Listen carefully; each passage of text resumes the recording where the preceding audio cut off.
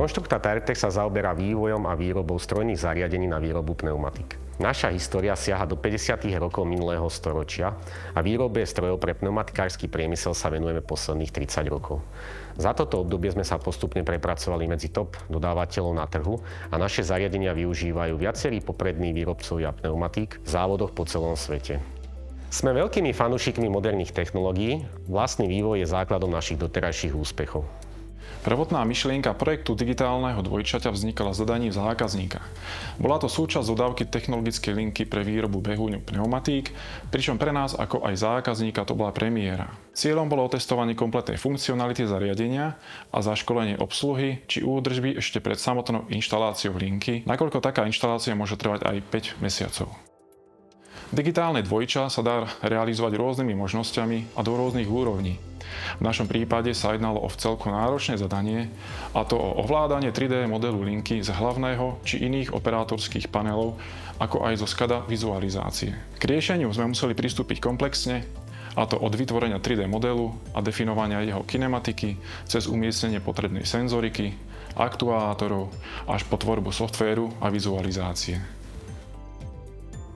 Pre úspešnosť projektu bolo nevyhnutné využitie viacerých softvérov, ich obsluha a samozrejme potrebné licencie. Pre riešenie našej úrovne digitálneho dvojčaťa sme využili technológie z platformy Siemens. Pre rozsiahlosť projektu sme boli nútení rozdeliť 3D model do 3 skupín. V každej skupine bol ešte model modifikovaný do úrovne vizuálnej dokonalosti, ale aj jednoduchosti.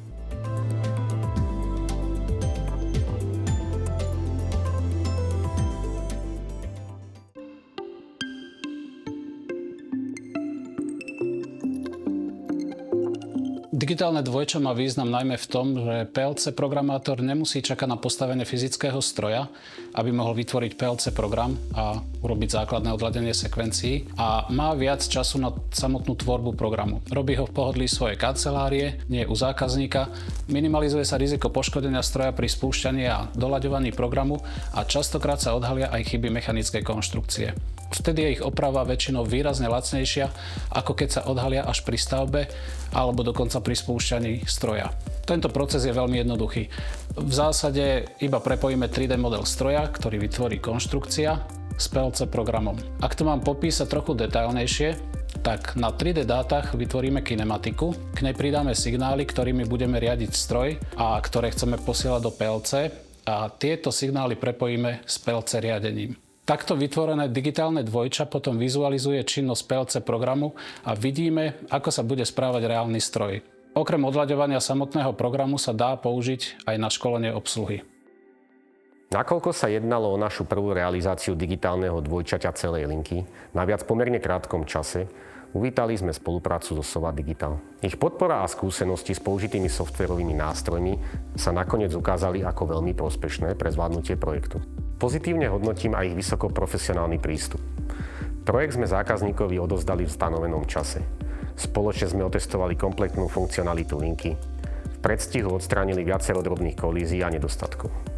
V čase inštalácie linky u zákazníka sme vo virtuálnom prostredí digitálneho dvojčaťa zaškolili pracovníkov obsluhy a údržby.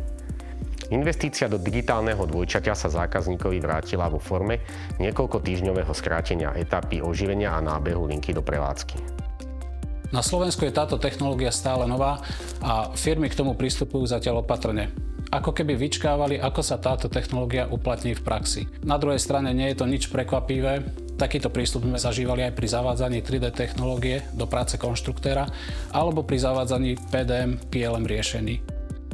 Dnes sa drvivá väčšina strojnej konštrukcie robí v 3D a veľmi veľa firiem riadi vytvorené dáta v PDM alebo v PLM systéme. Podľa mňa je digitálne dvojča alebo Virtual Commissioning ďalší takýto technologický míľnik, ktorý sa v budúcnosti stane samozrejmosťou a firmy, ktoré s tým začínajú teraz, získavajú pred konkurenciou náskok. Vďaka tejto technológii sa totiž vývoj a programovanie stroja zefektívni. Procesy vývoja stroja môžu bežať paralelne, programátor nemusí čakať na postavenie stroja, trávi menej času u zákazníka pri odľaďovaní stroja a prípadné chyby aj mechanickej konštrukcie sa odhalia oveľa skôr, ako keď sa program dokončuje a ladí na fyzickom stroji.